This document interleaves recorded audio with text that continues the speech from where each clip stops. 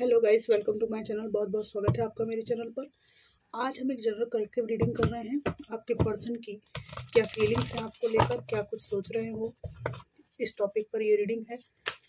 Please जो resonate करे वो लीजिए। देखते हैं कलेक्टिव रीडिंग में आज उनकी क्या भावनाएं आती हैं। Divine ancestor, master spirit guide, please messages को निकालने में मेरी हेल्प कीजिए। Thank you divine, thank you, thank you. 8 of Wands, Page of Swords, Devil, Knight of Wands, King of Wands, Magician,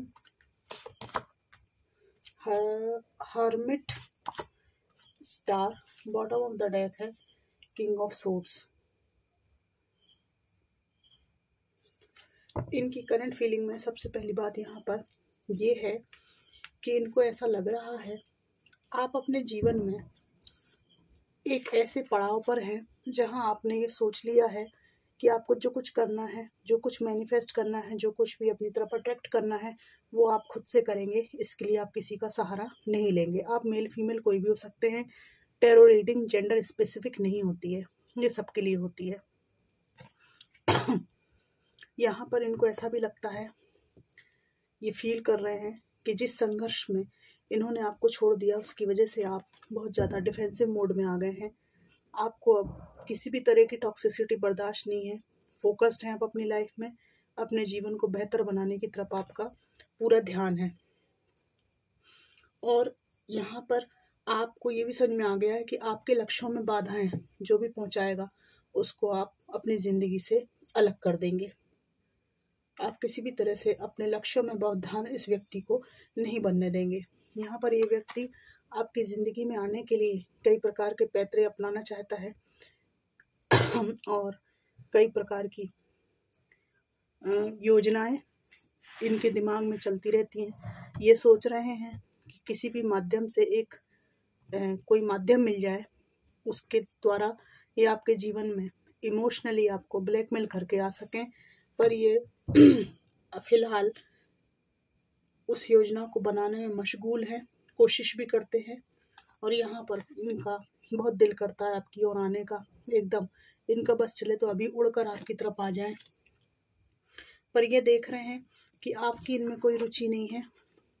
और यहाँ पर मुझे अभी इंट्यूटिवली ऐसा महसूस हुआ कि आपका एक पुत्र है, बेटा है, बेटी भी हो सकती है जो बेटे से कम नहीं है। मतलब हालांकि सबका अपना अपना स्थान है। किसी भी बेटी को बेटा बनने की कोई ज़रूरत नहीं है, ठीक है ना। किसी के जैसा बनने की तो ज़रूरत ही नहीं है। हम कभी बेटों को बोलते हैं क्या कि बेटी जैसे बनो? नहीं बोलते ना। तो बेटियों को क्यों बोलते हैं बेटे जैसे बनो? ठीक है। नमक का एक अलग गुणधर्म है, शक्कर का एक अलग गुणधर्म है। आप नमक को ये थोड़ी बोलोगे कि शक्कर बनो, शक्कर को ये थोड़ी बोलोगे कि नमक बनो। सबका अपना गुणधर्म, अपनी क्वालिटीज़ हैं। किसी को किसी के साथ कंपेयर नहीं किया जा सकता। और किसी के जैसे बनो, ये बात तो बिल्कुल ही मूर्खतापूर्ण है।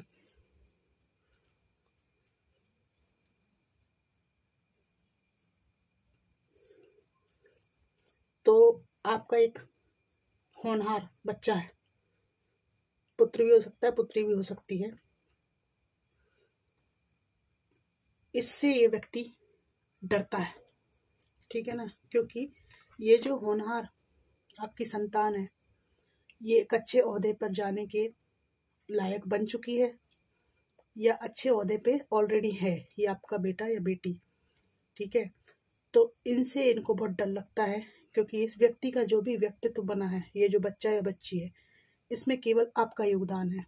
आप भले मेल हो चाहे फीमेल हो, केवल आपका योगदान है। इस व्यक्ति ने जब इस बच्चे के जीवन निर्माण का टाइम था तब ऐश करी है, गुलछर्रे उड़ाए हैं, कुछ नहीं किया इस पुत्र या पुत्री के लिए। माता या पिता की कोई भूमिका नहीं निभाई है। इस व्यक्ति से, इस बच्चे से इसको डर लगता है। ये प्राउड भी फील करते हैं, पर जब प्राउड फील करते हैं इस बच्चे के प्रति तो इनको लगता है प्राउड फील करने से क्या होगा, मेरा तो कोई योगदान ही नहीं है। तो नज़र नहीं मिला पाते इस बच्चे से। यहाँ पर इनको लगता है कि आप अपने जीवन में पूरी तरह सक्षम हैं। एक ऐसी आपके अंदर पावर है जहाँ पर आपको अब इनकी किसी भी तरह की स्मृति भी नहीं होगी, याद भी नहीं आती होगी। और भले आपको याद आती हो, क्योंकि याद तो आती होगी तभी तो आप रीडिंग देख रहे हैं। और इनको लगता है कि इनसे अलग होकर आपने अपने जीवन में शांति खोज ली है, अकेले रहना आप पसंद करते हैं। कहीं से इनको खबर भी लगती होगी आपके स्पिरिचुअल पाथ के बारे में, काफ़ी ग्रो कर रहे हैं आप। और यहाँ पे इस व्यक्ति को बहुत अट्रैक्शन हो रहा है आपकी इस स्थिति को देखकर कि आप बहुत ज़्यादा स्ट्रांग बन चुके हैं। अब आपको किसी की ज़रूरत नहीं रही, इनकी नहीं, किसी की ज़रूरत नहीं रही। यहाँ पर इस व्यक्ति का जो व्यक्तित्व है आज भी ऐसा है कि इतना सब कुछ विचार करने के बावजूद भी ये अपनी ठसक और अपनी अकल की जो कमी है उससे आज भी अपने जीवन को चला रहे हैं। और दूसरों को भी, अपने से कमज़ोरों को आज भी अपनी उंगलियों पर नचाने की कोशिश करते हैं। ठीक है, इनका जो मूल स्वभाव है आज भी नहीं बदला है, आज भी ये वैसे के वैसे ही हैं। आज अगर आप इनकी ज़िंदगी में दोबारा चले जाएं तो ये व्यक्ति उसी हाल में आपको दोबारा मिलेगा। ठीक है, आप में से कुछ लोगों के पर्सन फाइनेंशियली बहुत स्ट्रांग रहे, इन्होंने ऐसे डिसीजंस लिए जिनसे इनको पैसे का, माल का फ़ायदा हो, ठीक है, संपत्ति का फ़ायदा हो, इसकी वजह से आपसे ये हटे हैं। लेकिन जो दिल का जो खालीपन है इनको काटता रहा है, कचोटता रहा है जीवन में। फीमेल थी तो अच्छी अपॉर्चुनिटीज़ की तरफ ये चली गई और वहाँ पर इनको सब कुछ मिला, संपन्नता वगैरह सब कुछ है, लेकिन उसके बाद भी एक जो अकेलापन, एक जो टीस है कि मेरे को फुलफिलमेंट नहीं मिल रहा है, वो चीज़ इनको खाई जाती है, वो चीज़ इनको दिक्कत देती है। तो आपको मिस करता है ये व्यक्ति, लेकिन बाहरी व्यक्तित्व डोमिनेटिंग है, उससे नीचे नहीं आ सकते। और इनको लगता है कि आपकी ज़िंदगी में इन्होंने सोचा था कभी स्थायित्व नहीं आएगा, कभी स्टेबिलिटी नहीं आएगी, लेकिन ना केवल स्टेबिलिटी है बल्कि आपका एक ठीक ठाक घर भी है। आप में से कई लोग अपनी लाइफ में जीवन को अच्छी तरह से जी रहे हैं, ग्रो कर रहे हैं। और इस व्यक्ति को आज पश्चाताप भी होता है। ठीक है, लेकिन ये व्यक्ति जब से थर्ड पार्टी में है, ठीक है ना, थर्ड पार्टी में है, इस व्यक्ति का ऐसा सोच है कि मैं ना तुम्हें भी रख लूँगी, ये रख लूँगा, बस मैं जिनके साथ हूँ उनको नहीं छोड़ सकती, उनको नहीं छोड़ सकता, दोनों हाथों में लड्डू खाना चाहने। ठीक है ना, इस तरह की सोच इनकी है। अब इट्स अप टू यू कि आप क्या ऐसे व्यक्ति को अपने जीवन में प्रवेश देना चाहेंगे जो एक ऑप्शन की तरह आपको ट्रीट करे। बिल्कुल नहीं देना चाहेंगे, कोई भी नहीं देना चाहेगा। ठीक है, लेकिन इनकी सोच ऐसी है, उसके पीछे ये विक्टिम कार्ड खेलेंगे या कुछ भी ऐसा करेंगे जिसकी वजह से आप भी मिल जाए, दूसरा व्यक्ति भी मिल जाए, सब बढ़िया चलता रहे जिंदगी में। इनको कमी नहीं होनी चाहिए। आपके दिल पे जो भी बीते, आपको जो भी कमी महसूस हो, आपको फुलफिलमेंट महसूस ना हो, इनको फुलफिलमेंट हो जाना चाहिए। थर्ड पार्टी से भी, आपसे भी इस तरह के व्यक्ति हैं। फीमेल भी हो सकती है, मेल भी हो सकते हैं। ठीक है, फिर भी इनके जो इमोशंस फ्लक्चुएट होते हैं उसमें भावनाएं तो हैं निश्चित रूप से आपके प्रति। अब मैं देखती हूँ इनके क्या मैसेजेस हैं। आपके बॉयफ्रेंड भी हो सकते हैं, एक्स गर्लफ्रेंड हो सकती हैं। मेहनत की आपकी इनको पता चल चुकी है कि रंग ला चुकी है आपकी मेहनत, और उसमें उनका कोई योगदान नहीं है। How could you ever forgive the mess I have made. मैंने जो कुछ भी रिश्ते में गड़बड़ मचाई, जो कुछ भी गंदगी मचाई, तुम उसे कैसे भूल सकती हो। कभी आने का सोचते तो ये चीज़ इनको खाई जाती है। I can't stop thinking about you. तुम्हारे बारे में सोचना ही नहीं छोड़ सकती हूँ, या सोच सकता हूँ, छूटता ही नहीं है। I need to hold back my true feelings for you. ठीक है, सहेज के रखना चाहते हैं आपके प्रति जो भी भावनाएं हैं उनको। If I could go back in time I would handle us differently. अगर मैं समय का पहिया पीछे घुमा सकता तो मैं हमारे रिश्ते को दूसरी तरीके से हैंडल करता या करती।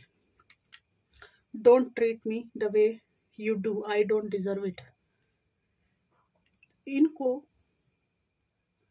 आपने जिस तरह से ट्रीट किया है उससे हर्ट हुए हैं और इनको लगता है कि आपने भी कुछ गलतियां की हैं और आपको इस तरह का व्यवहार इनसे नहीं करना चाहिए था।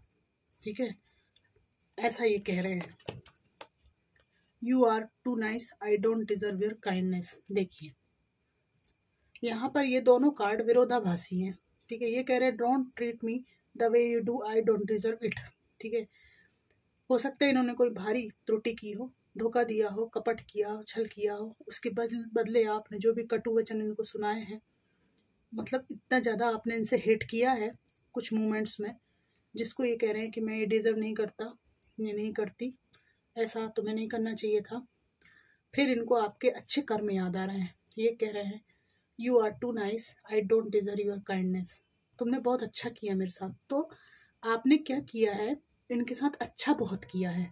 तो जब आपने इनको बुरा भला कहा, ठीक है, तो इनको लगता है कि ये वो डिज़र्व नहीं करते थे, क्योंकि आपने इनकी जो डिज़र्व करने की जो आदत है ना, बहुत इनको सिर पे चढ़ा रखा था कि तुम तो बहुत डिज़र्विंग हो। तो जब आपने इनको बातें सुनाई, खरी कोटी सुनाई, तो इनको लगा कि शायद ये बहुत ही उच्च कोटि के व्यक्ति हैं जिनके साथ आपने हमेशा ही अच्छा किया है, तो आपने ऐसा बुरा व्यवहार, कटु वचन इनको क्यों बोले, क्योंकि ये तो बहुत ही डिवाइन पर्सनालिटी है। ठीक है ना, तो ये ऐसा कह रहे हैं, क्योंकि ये बाद में स्वीकार भी करते हैं कि आप अच्छे हैं। तो कुल मिला के बात यही निकली ना कि इनकी गलतियों की वजह से ही आपने इनको सुनाया है ना। This love is crazy. Last card में निकालूंगी। You are so different from everyone around me. तुम सबसे अलग हो। आप लोग जो हैं अनकंडीशनल लव करने वाले और जीवन में केवल सच्चे प्रेम की खोज करने वाले लोग हैं, जहाँ सब दुनिया चमक दमक के पीछे भाग रही है, अपने फ़ायदे का सौदा कर रही है। किससे क्या मिलेगा, तराजू पे तोल के, हिसाब किताब बिठा के सारे रिश्ते बनाए जाते हैं। वहीं आप सबसे डिफरेंट हैं, इस व्यक्ति को यहाँ पर एहसास हो गया और यही बात ये कह रहे हैं। तो फ्रेंड्स, ये थी एक जनरल कलेक्टिव टाइमलेस रीडिंग उनकी करंट फीलिंग्स के बारे में। आपको ये कितनी अच्छी लगी, कितनी मैच करी, कमेंट बॉक्स में ज़रूर बताइएगा। Thanks for watching.